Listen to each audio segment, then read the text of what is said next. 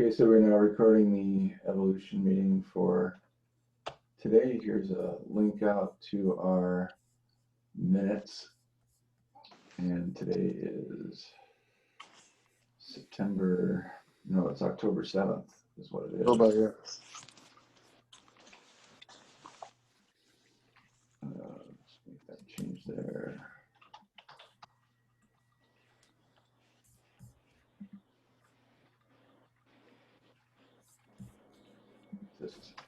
Somebody else could go above me, but I wanted to get the list started. Put your own name in there. Last time we looked at a lot of the different open PRs and created some dependency metrics. So this time we have, I think, the good news that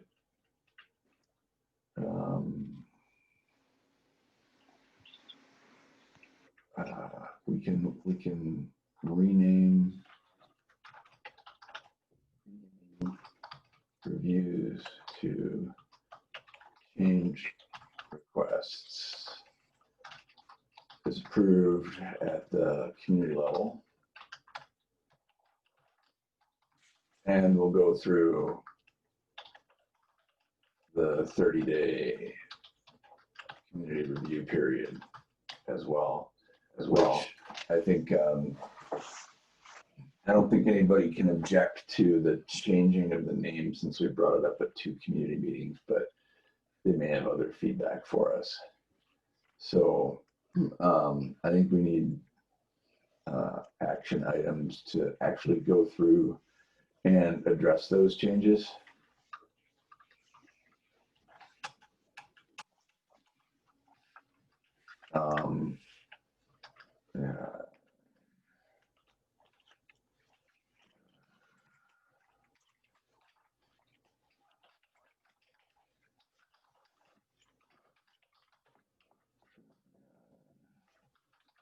Open issue for review period.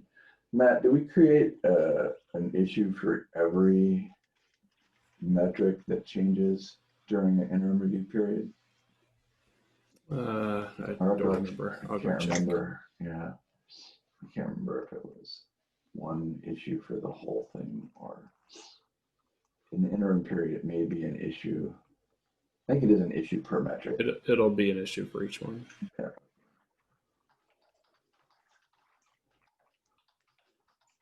I won't assign or ask for volunteers on that since Armstrong is the only participant at this moment in time. So, because we're putting you on the spot, don't want to do that. Let's take a look at Ben Armstrong. Wait, are you looking for participants to take on that job? Yeah. Well, I mean, I would ordinarily, but there's really, me and Armstrong. I don't want to. I'll do it.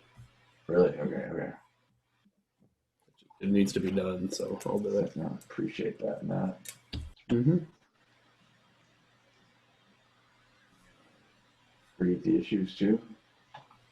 Sure. Thank you. There's some.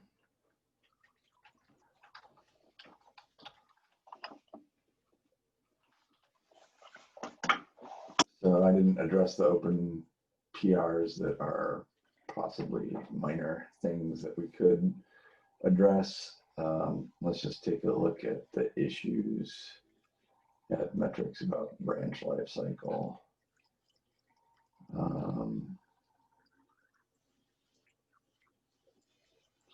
So let me share my screen. So I went from our meeting minutes to this pull request that we discussed last time about branch life cycle, and I wanted to make sure we had a good understanding of what the metric was, because it was this is an issue opened by King, and he agreed with the examples that these are the kind of metrics he's looking for, so how many branches merged but not deleted? How long branches have been merged and not deleted? How many branches have been open more than X days? So I think this is clear enough that we can at least name a metric for development regarding branch life cycle. What do you think, Armstrong, Matt, Elizabeth? Yeah, yeah, I agree. I don't have any concern against that.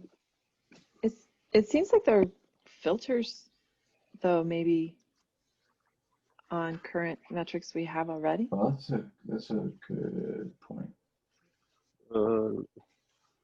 Where are these filters from? Filtered. So branches exist in a repository. And so the question is, if I look at evolution,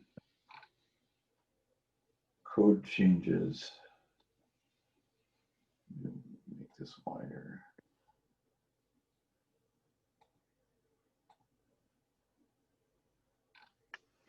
Like by branches,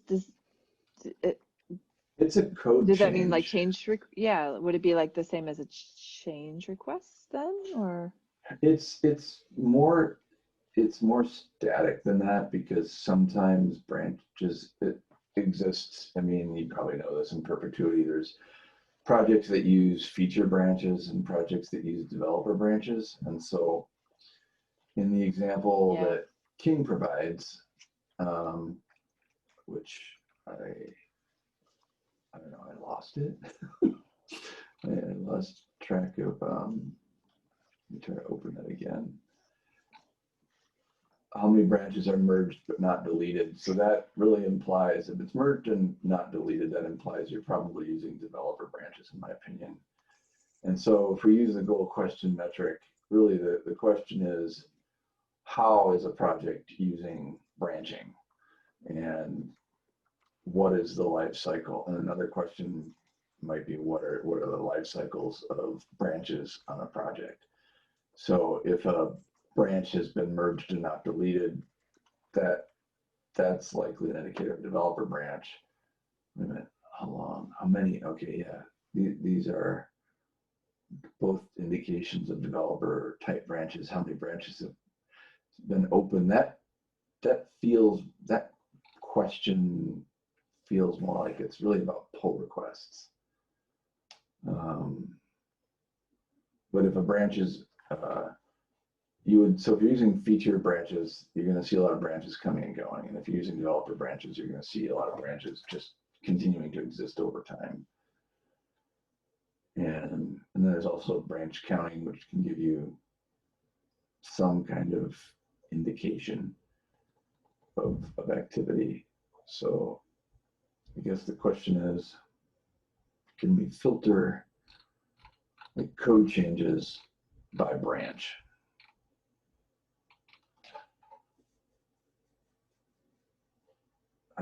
We haven't included branch in any. Can we filter code changes by branch? If that happens, then it should surely be a future branch, or a change that is taking a longer iteration along the development line.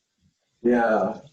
I mean, that's pulling branch data and analyzing it is, so I'm thinking in my tool brain, and my tool brain knows that it's quite different than what the analysis that Grimoire Lab and Augur are doing right now is, because we're not navigating to the different branches or listing them. But just listing branches would probably be easily accomplished, but we wouldn't be, I don't know that we would want to commit ourselves to building a metric that does deep code change analysis on branches. That would be a different kind of thing. We are looking like this cyclosomatic complexity. Mm-hmm. That will be too complex for code changes. Yeah. it is doable. There are tools that already exist that are doing things like that, Yep. like the Sonap, PeepSonap, and things like that. But I think we should focus more on the lower level of granularity and try to see how we capture those changes So for now, into. so we did put this branch life cycle under considering and name the issue in last week's or 2 weeks ago. So I think we could, based on King's response, I don't see a place where it exists as a filter on a current metric. Do you, Armstrong? Let me take a look. I don't recall that right now. Yeah, I don't know if you can see my screen sharing or if you're. Yes, I can see it. Just make it a little bit bigger here.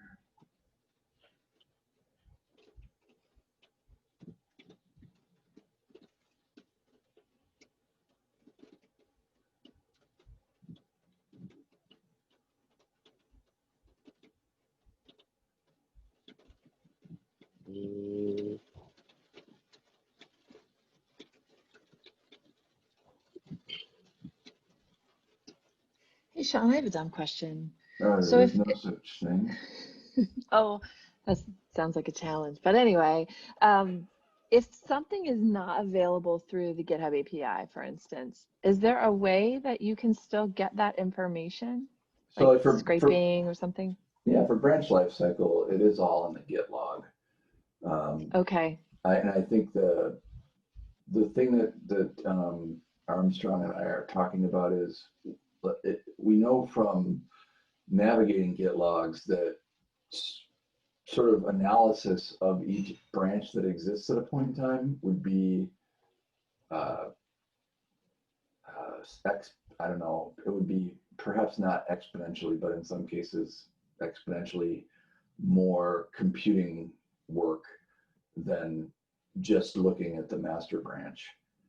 But counting branches, like looking at the enumerated branches at a moment in time and storing that and looking and observing their evolution of just how many branches exist and what are they called over time. And even, I mean, I think that simple kind of a metric is easily obtained. And we can do that from the Git log or from the GitHub API. Gotcha. That makes sense. To answer your question? Yeah, totally. I'm burdened by understanding that technically what we would have to do. And I guess I'm trying to understand the question King's asking. And I do think he's really asking more for information about like branches appearing and disappearing and how long they exist. And I think he's asking about the inclusion and pull requests. When I look at this last one here.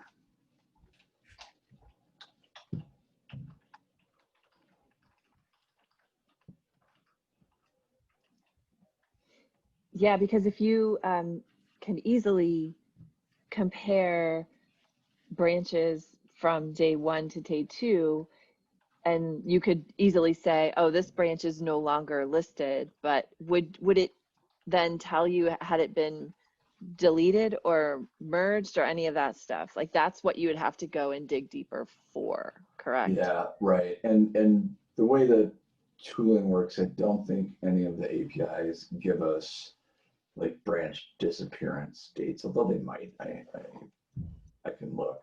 We can definitely list the branches at a moment in time, and we can even do that directly against the Git repository. It's whether or not GitHub and GitLab maintain like a branch history in the API. There's some things that are not available unless there's some things that are not available. There's some things that are not available unless you're a maintainer on a repository. So like clone count is a good example of a statistic that's not available unless you're a maintainer on a repository. So I would just have to technically look at the API to see what we can get. But I know we can list the branches that currently exist. Yeah, I'm looking at it right now. I don't see anything about branch deletion. Yeah. So, and I think the risk of making, I mean, I guess I'm interested in your thoughts. So if we make it a filter on code changes, we potentially, commit ourselves to that exponentially more complex analysis. And if we try to constrain the filter, then I think we're doing some kind of mental gymnastics we've never done with filters before, you know, where it's like, we're just actually going to do this other thing, but stop at a place that we aren't stopping when we do the main master branch. And so I worry about creating I worry about creating confusion if we use it as a filter. I don't know if Armstrong or Matt have any I'm thoughts following. about that. What I just want to be to find out something like the script. You have a script that actually does something like that, right? That you are trying to apply it to this context. Well, we could get the branch list from, I think we can get I know we can get the branch list from the git log at a point in time. Yeah. Yeah. And so if we could use the git log method, I think we could easily get the branches and possibly get the history of it. Because even if it is at some time a squash, we can see at what point, you know, everything was squashed.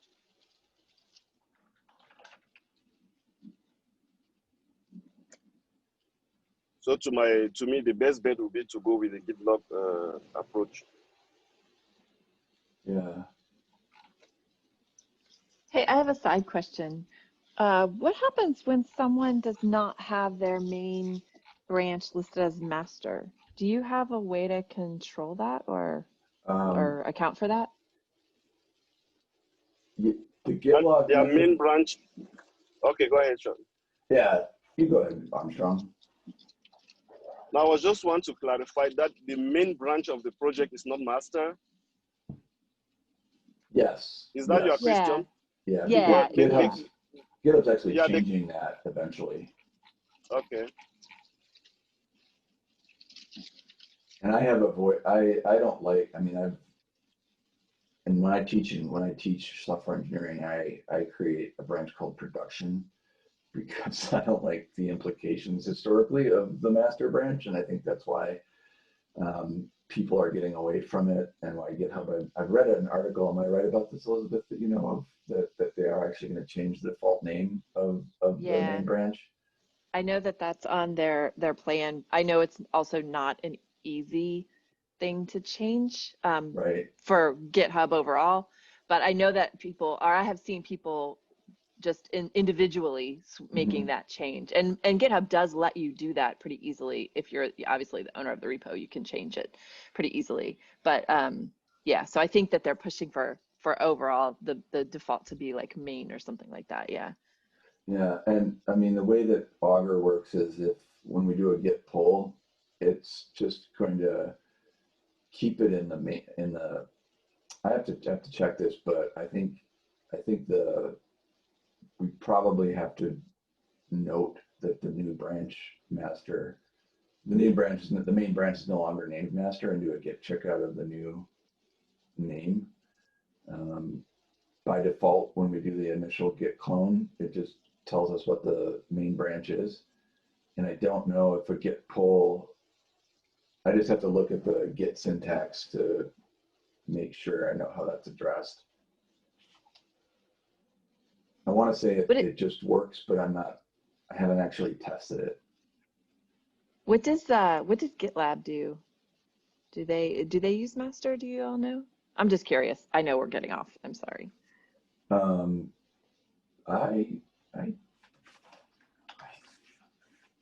don't know.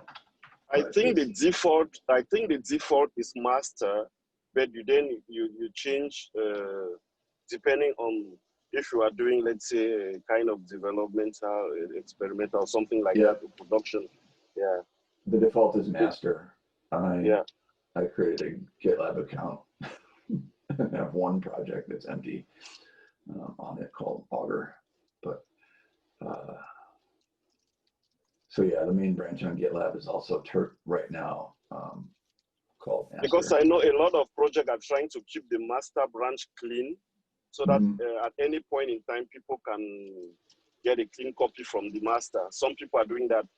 Then they try to make, let's say, like if they are doing a kind of, depending the kind of releases they are doing, you know, then they try to make this kind of production branch or a developmental branch where they test a lot of things. And once the code is stable, they try to push it somewhere that, you know, people visiting can just pick it up from there. So it all depends on the philosophy of the project and how they want to address things. I remember like a project like OpenStack, they try to keep this future branch going. In every release, after the release, they just merge it to the master and they just continue with a new development cycle. So as soon as this week they release today, they like following the same today, they create a development cycle for the next release.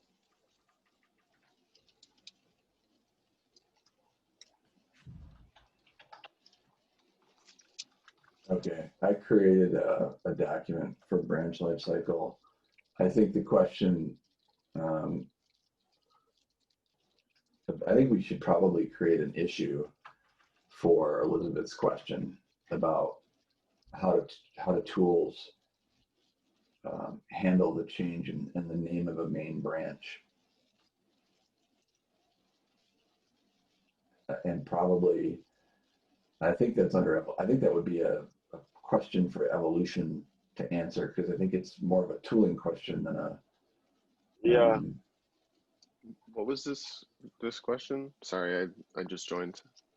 So GitHub is ultimately going to change the name of the main branch, or the default name of the main branch, from master to something else. And I think it already does that. Last time I cloned a repo, it tried to set up my default branch as main instead of master. interesting. GitHub? Yeah. Okay. Just in the past couple days, even. And like when I copied the commands, like when you click the little plus button, create a new repo, the command you copy, use main instead of master. I see. Okay. That's for new repos. So. Yes. Yes. I'm on my phone right now, so I can verify anything. I believe you, Carter, because I've read that they are planning to do that. So they're probably they're probably not going to force existing repos just to rename their master branch, because they break a lot of things. If they did that, there would be an uprising in the community, I think, the likes of which they would not have ever seen or want to deal with. Well, I think projects can do it themselves, and then the question is, that makes the most sense. The tooling needs to handle it.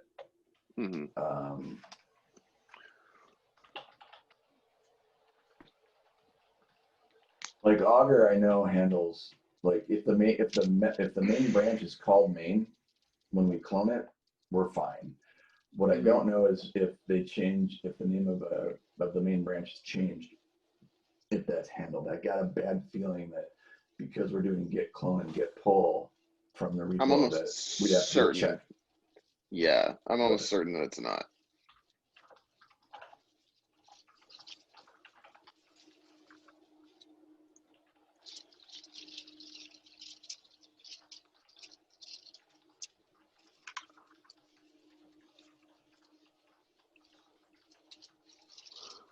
I did not mean to derail that. Sorry. It's actually a very it's a very important question, though, because it's essentially, I think both Grimoire Lab and Augur are in a good situation for new clones. It's when it changes that we have to check that we've identified that the new main branch is called. Sean, I would change the language to say default branch. I think that's what most people know it as. And it also reduces the confusion of having a main branch that's named main versus master. Right, default, good point. So default branch name of library is not main, so master, current tooling will handle, whatever.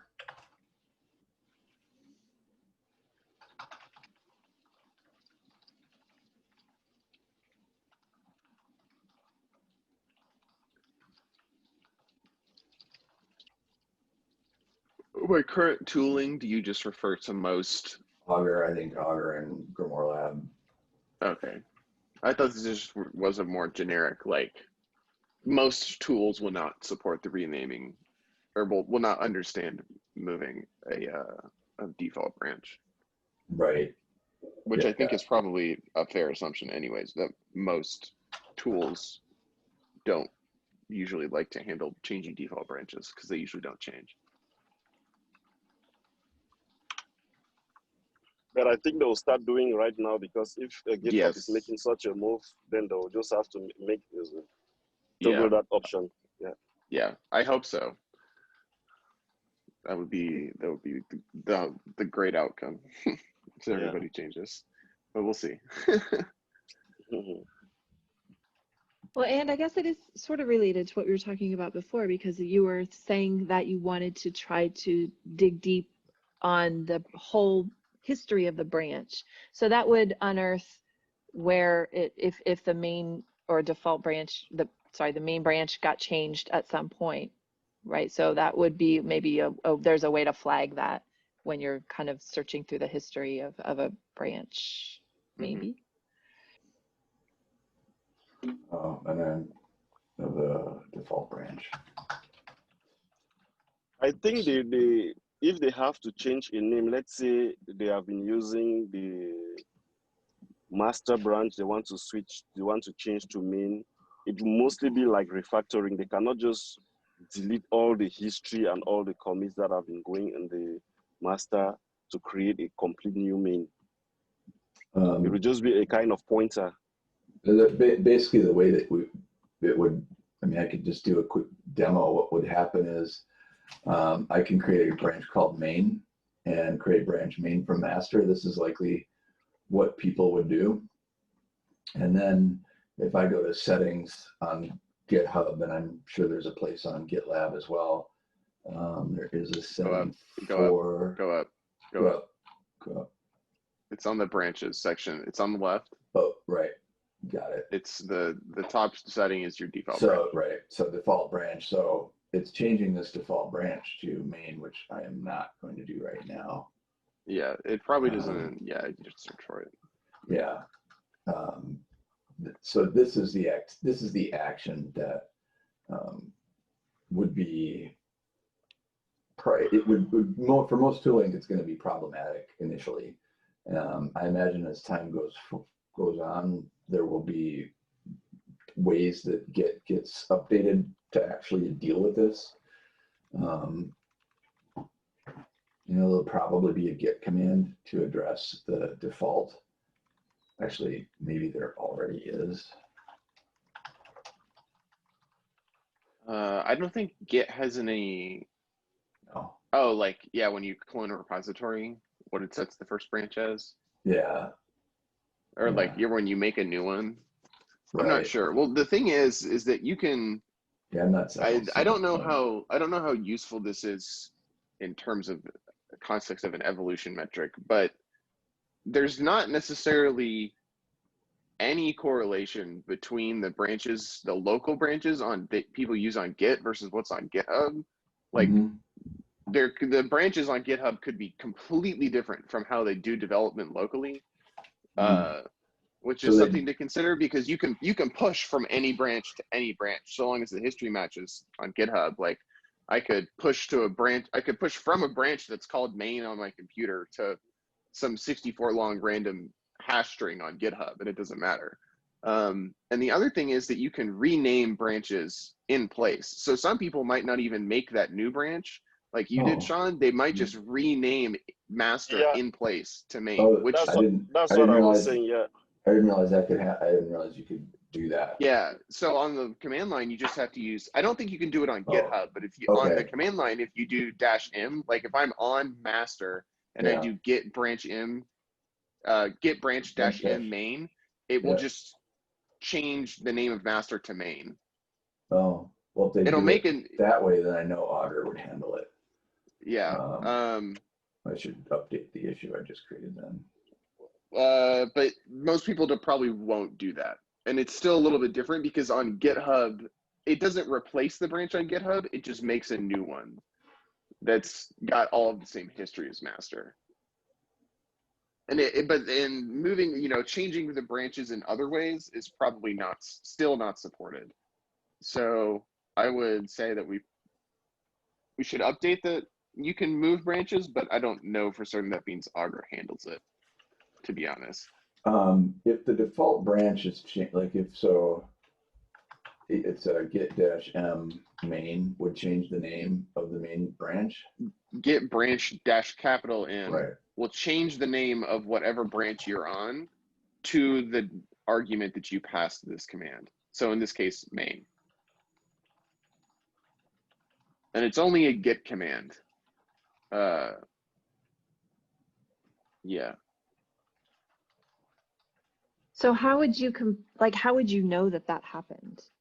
This is again a dumb question, but like, so if you're comparing stats from last year to stats from this year, and you made the change on January 1st, like how would you be able to continue to do apples to apples?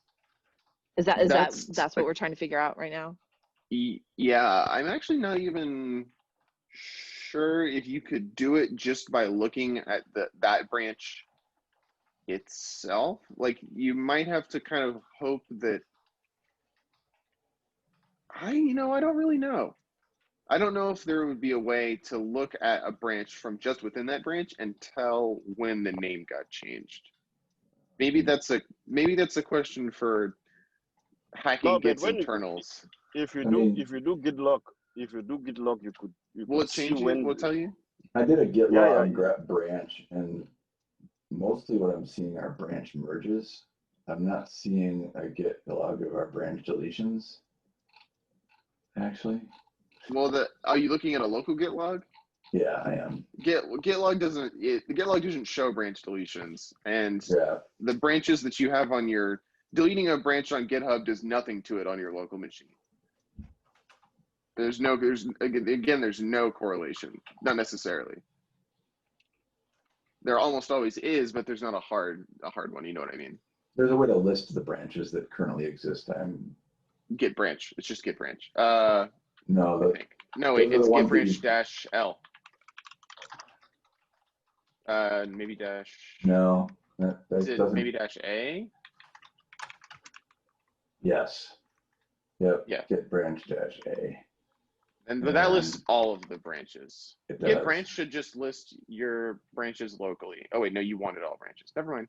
Yep. Sorry. Git branch -A will list all the branches. So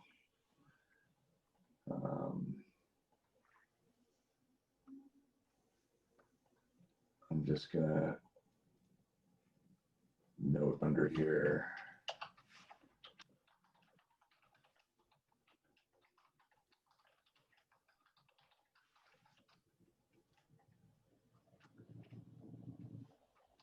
Gonna make that note in the branch lifecycle document that I just created.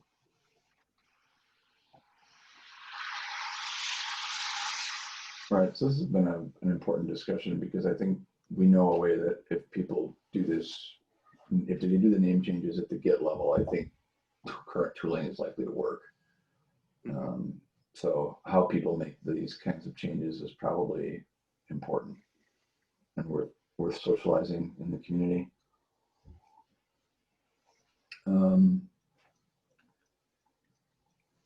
So in agenda notes, I just want to find out.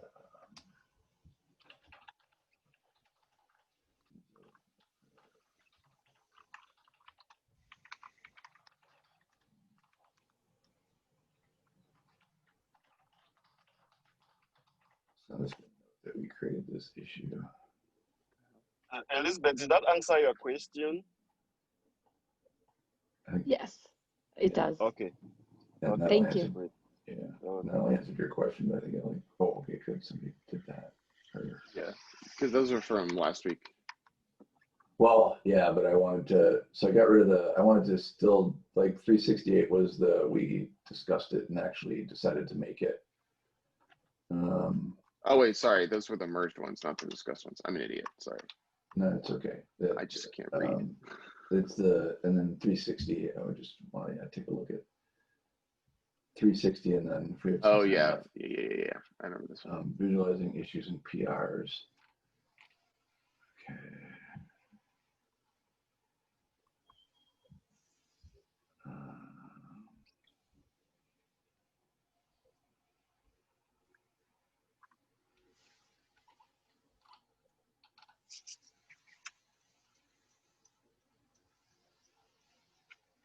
Issues.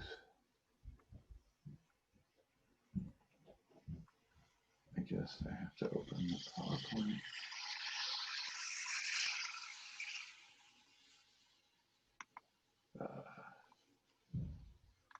Okay. So let me change my share here really quick. This is the PowerPoint that this issue refers to. And the issue is asking us to include this figure in the work Evolution does as a way of visualizing the pull request process. And I think this life cycle makes, so new issues, how many? Open issues by new contributors, people opening issues, average time, percentile distribution. So I think we have atomic metrics that cover all of these. So because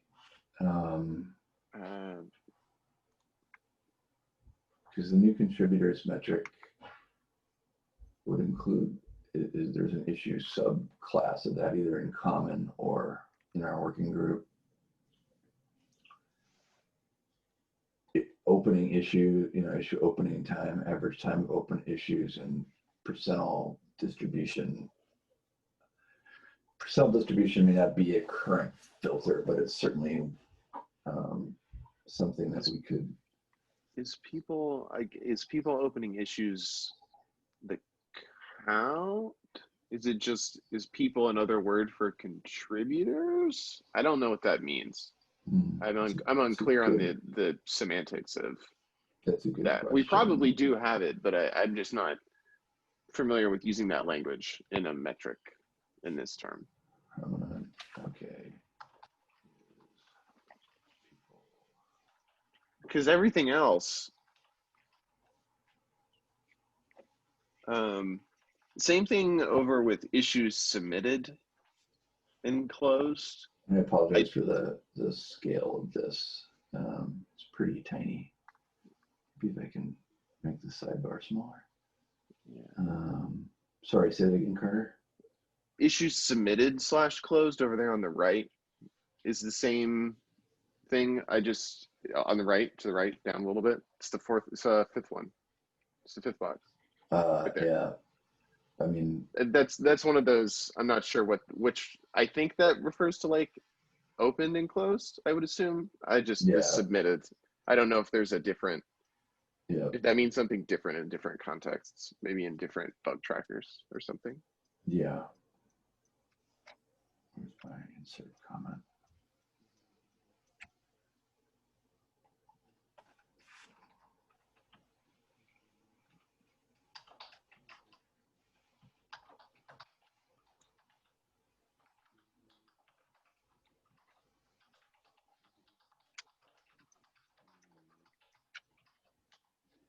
I created that question.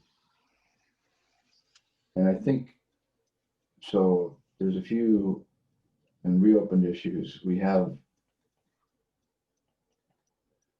I don't know if we've defined reopened issues as a metric. I know Augur has a set of reports that it can generate that look at issue reopened data.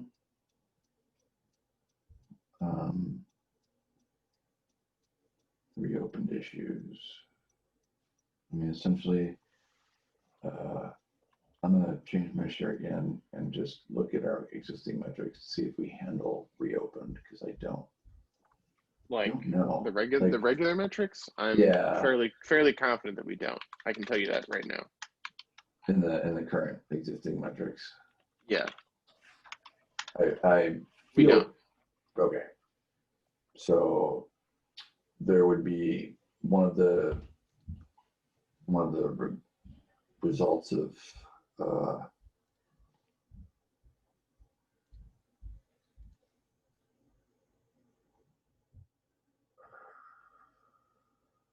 $360. So here, need to add reopened as a filter on current issue metrics. And I don't know if we would add that here, or if that should be its own metric. I'm uncertain, candidly, but let's leave it here for now. Which one? For the issue Which reopen, metric? need to add issue reopen as a filter on the current issue metrics. That seems like it would be a filter, right? Or would it be a? Not certain. My gut instinct is that it probably wouldn't. Okay. I don't know. It feels like issue reopening is a significant event that might warrant, like, opening the issue for the first time is very different than reopening it when it's been closed already. Like, Right. the reasons that you would open it again are probably different. Like, it actually didn't fix it, or you found something else, or it suddenly became relevant again, all of which I think suggest something else that might be interesting there. Or you could view it as just another action that you could take. I just haven't thought about it. Yeah. Okay. So I'm just It's just kind of an off-the-cuff brainstorm. So Landis, I missed the point that you are making here, that you open it for the first time is different from reopening it multiple times. yeah. I think usually the reasons that you would reopen it are different than the reason that you would open it in the first place. But that's I don't know if that's exactly what I wanted to say, but I think reopening it is significant, because it's not I don't usually reopen stuff, and so there might be something interesting happening if I have to reopen a bunch of issues, or if one issue gets closed and reopened 4 times. It's probably really contentious, maybe, and something's going on there. Yeah, I don't know. It's something interesting that I don't know if those would normally be reasons that you would open the issue to begin with. Like, when you open it versus when you reopen it, the context of what you're trying to do with it is different. Yeah, and the fact that we don't account for reopened issues means that when we're counting it, length of time that an issue is open, the default will be that if an issue is closed like 4 different times and reopened 4 different times, the actual calculation will be from the final close time to the original open date. For Augur, I've done there's some queries that I've used for Augur users that show the reopen, time from original opening to original closing, and then time from original opening to final closing, to distinguish issues that have been reopened. Right. Because it can really skew the data. Like, issues are sometimes reopened like a year later. Thank you. And so they create these bizarre outliers. So that's and one thing we just that came over my mind right now. Each time we open an issue, we should just keep track if it touches a file, because anytime we touch a file, it becomes susceptible to bugs. Becomes what? It becomes more vulnerable, like this bug-inducing commits. Yeah, it can introduce a bug. That's a study that has it's like an empirical findings. So is that related to issues, Armstrong? Well, I'm just saying it's something that we should think if we do not think of it at some point, because each time we open and each time we touch a file, yeah, the percentage of that file becoming buggy increases. So it's the association of the issue with an opened or a series of pull requests, I think, is the point that you're making. Yeah. Yeah. So if we become familiar with these SZZ algorithms and anything that deals with this bug-inducing commits, those are well explained in those kind of works.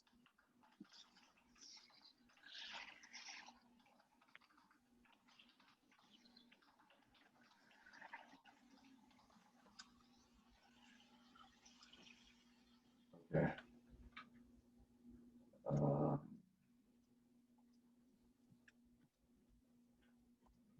We're about at time here. So I'm going to just upload, since I made the comments on the PowerPoint and King can't access that, I'll just put it right here. All right.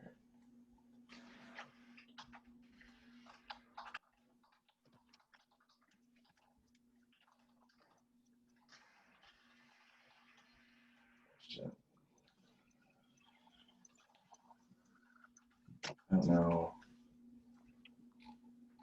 King didn't open this, so I'll just make this comment. Sounds good. All right, and I think that's a wrap for the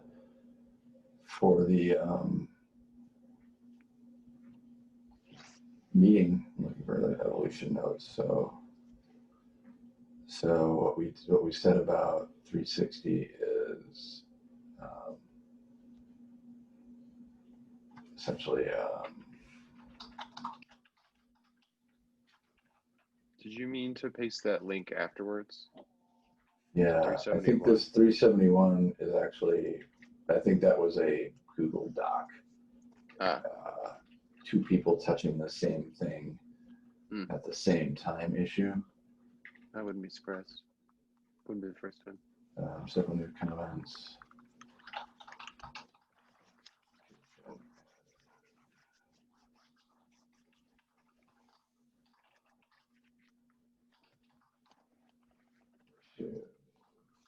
That's the issue. It's about issue flow dynamics discussed in the BP working group, and I think it's a really good. I think discussing these issue flow questions is pretty important. So I'm glad that we did it, and now that's a wrap. I've edited the documents. I'll stop recording and.